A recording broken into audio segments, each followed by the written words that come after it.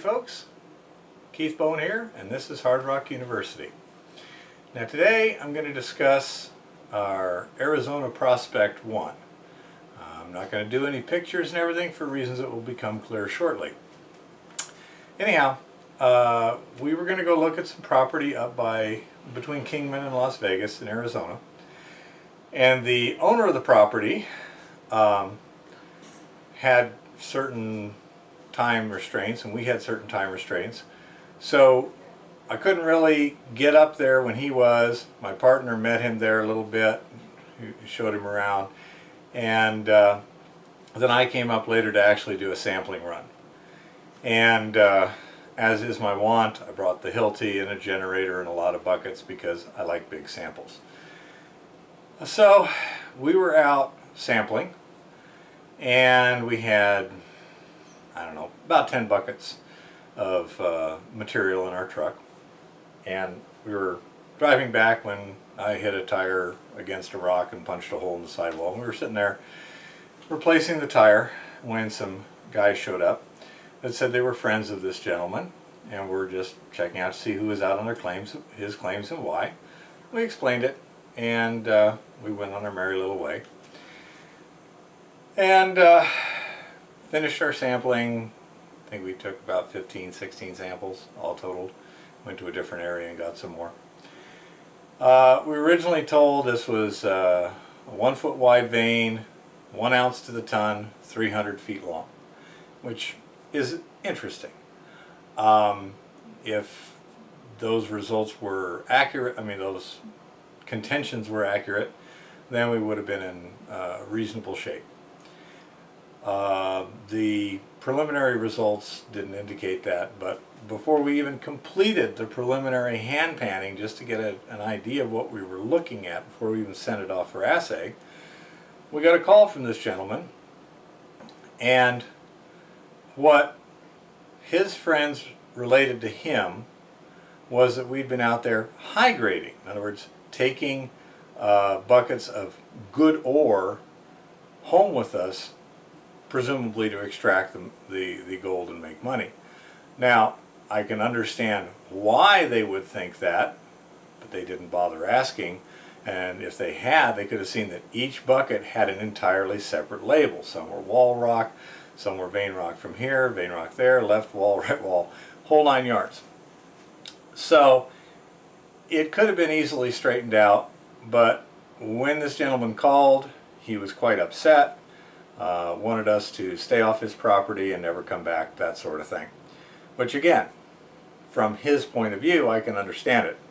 He's inaccurate, but that's his understanding.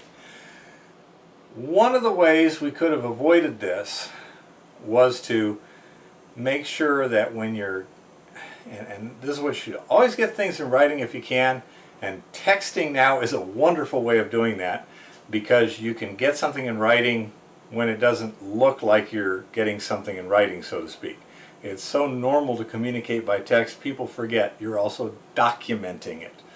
And so it's a very good methodology to document exactly what was said, because people forget. People didn't hear it exactly as you said it. That sort of thing. We're going out to take some samples. Well, you might have thought we're talking like Ziploc bags. Perfectly understandable, that's what most people do because they don't have a Hilti and a generator. Well, that's not what I like to do when at all possible, because it's a much better sample. Anyhow, so that was the problem. That's how it could have been resolved. If we had specifically told him, we're going to go out there and this is what we're going to sample and this is the method we are going to sample, and we did it in writing, you know, by a text message, then there wouldn't have been any hard feelings.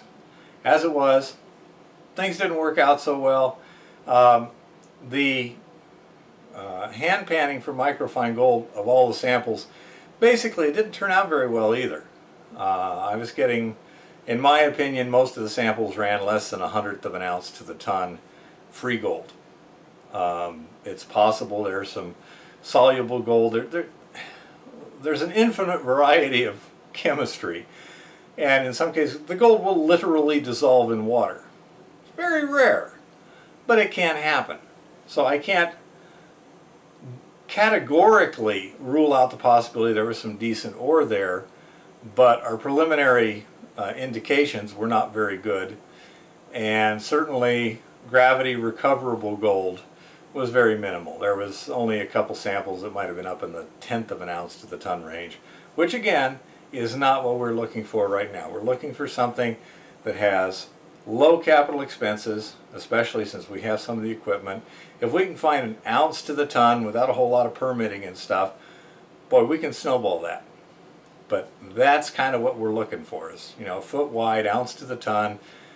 Then, you know, if there's more stuff around, we can snowball, build a bigger mill out of cash flow and like that. So that's what happened. Didn't work out very well. That's how you can avoid it. Make sure you thoroughly discuss exactly what the plan is. Usually you'll have the mine owner or his representative with you so that any questions can be resolved at the time. In this case, didn't happen. So especially if you're not going to be there with the mine owner or representative, make sure you've got something in writing so that if they say, oh no, that's not what we agreed to, you can refer to it back and say, see, that's what we agreed to. If you want to change that, then we can discuss that. But that's what we agreed to, and you shouldn't be upset with us. So, happy prospecting, and keep it safe out there.